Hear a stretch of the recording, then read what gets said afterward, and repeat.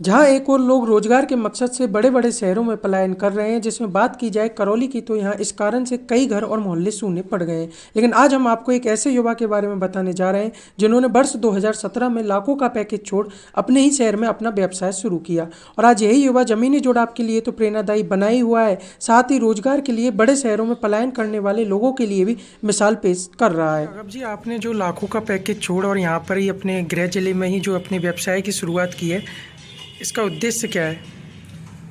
मोहित, सबसे पहले तो मैं ये बताना चाहूँगा कि किसी भी चीज़ को पाना और छोड़ना प्रायोरिटी पे डिपेंड करता है। तो जिस वक्त 2017 में मेरी ट्रेनिंग कंप्लीट हुई थी और जिस फर्म में मैं ट्रेनिंग कर रहा था, वो एक मल्टीनेशनल कंपनी थी, ओएटिकर इंडिया प्राइवेट लिमिटेड, उसमें मुझे CS के तौर पर मेरी जो पढ़ाई है उसके तौर पर मुझे जॉब मिल रही थी और उसके लिए मुझे जो पैकेज मिल रहा था वो लाखों में भी था और अट्रैक्टिव भी था। लेकिन मेरे लिए सबसे बड़ी बात ये थी कि मुंबई में जो लाइफ स्टाइल है वो मेरे लिए बहुत सूटेबल मुझे महसूस नहीं हुई।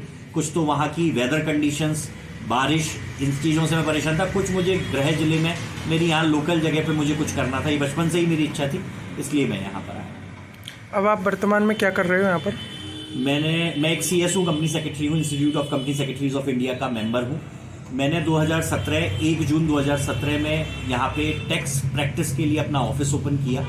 जुलाई 2017 में GST इम्प्लीमेंट हुआ और छोटी जगहों पर जो व्यापारी थे उसका टैक्स बेस बढ़ा। मतलब पहले वैट के समय में जितने व्यापारी टैक्स भरा करते थे उससे काफ़ी ब्रॉड बेस जो है, हम रोज ही न्यूज़पेपर्स में हर महीने टीवी चैनल्स पे देखते हैं कि कई लाख करोड़ रुपए का टैक्स रेवेन्यू कलेक्ट हो रहा है। उसका सबसे बड़ा कारण ये है कि ऐसी छोटी छोटी जगहों के जो व्यापारी हैं उन्हें GST में शामिल होना पड़ा और पड़ रहा है। तो मैंने इसी अपॉर्चुनिटी को देखते हुए 2017 में यहाँ ऑफिस ओपन किया।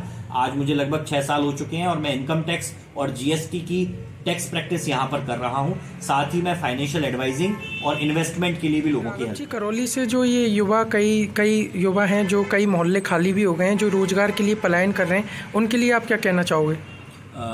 ये बात बिल्कुल सही है कि करौली में और करौली जैसी सभी B और C ग्रेड सिटीज़ में जहाँ पर रोजगार की बड़ी संभावनाएं नहीं है, कोई इंडस्ट्री नहीं है, बच्चे अपने रोजगार के लिए बाहर जा रहे हैं। लेकिन मेरा ये मानना है कि आज जब भारत सरकार स्किल्ड इंडिया और आत्मनिर्भर भारत जैसी चीज़ें शुरू कर रही हैं तो कई व्यावसायिक अपॉर्चुनिटीज़ हमें देखनी पड़ेगी, क्योंकि जनरली डिमांड और सप्लाई का रूल होता है। हर एक युवा को ये देखना होगा कि मैं क्या बेहतर कर सकता हूँ, किस चीज़ की डिमांड है और क्या मैं इसका खुद का व्यवसाय यहाँ शुरू कर सकता हूँ। अगर ऐसी अपॉर्चुनिटी देखेंगे तो वो खुद भी यहाँ रुक पाएंगे, साथ ही 2 लोगों को रोजगार भी दे पाएंगे।